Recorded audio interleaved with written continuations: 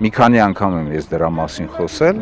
Պաշտպանության նախկին նախարարը մի քանի անգամ է ասել, բայց Աժոտաժը։ իրարանցման մեջ իշխանականները հիմա են ընկել։ Ինչու, որովհետև տարիների հեռավորությունից շատ ավելի հստակ է երևում 44-օրյա պատերազմում պարտության իրական պատճառը։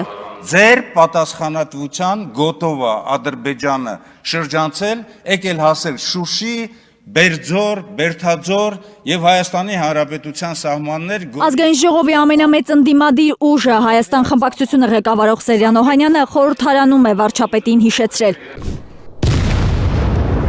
Լեռնային Ղարաբաղի պաշտպանության բանակը 283 կիլոմետր պաշտպանության գոտի է ունեցել, որից 265-ը մինչև 2020 թվականի հոկտեմբերի 27-ը պահել է։ Ստացվում է Արցախի պաշտպանության բանակը կռվել է, չի փախել, իսկ Հայաստանի զինված ուժերի գերագույն գլխավոր հրամանատարը Նիկոլ Փաշինյանն էր։ Գեներալներն են փախել, թե ազգային ժողովի այն падգամավորները, որոնք որ այնտեղ են եղել։ Թող ասի Փաշինյանը, թե ինչու թշնամին կարողացավ ճեղքել պաշտպանության գծի այն հատվածը, որի պատասխանատուն Հայաստանի իշխանությունն էր։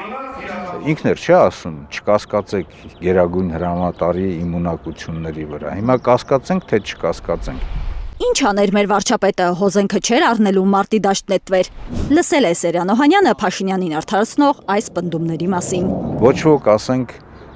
Նիկոլ Փաշինյանին չի ասում, որ դու պետք է ավտոմատ վերցնեիր եւ գնայիր առաջի գծում կռվեիր, չնայած դա էլ է շատ կարեւոր, որ ոչ թե կռվել, այլ պարբերաբար մեկընդմերթ լինել եւ ոգևորել։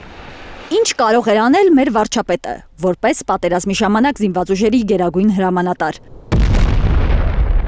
Դեռ 2021-ին երկրորդ նախագահ Ռոբերտ Քոչարյանն է ասել.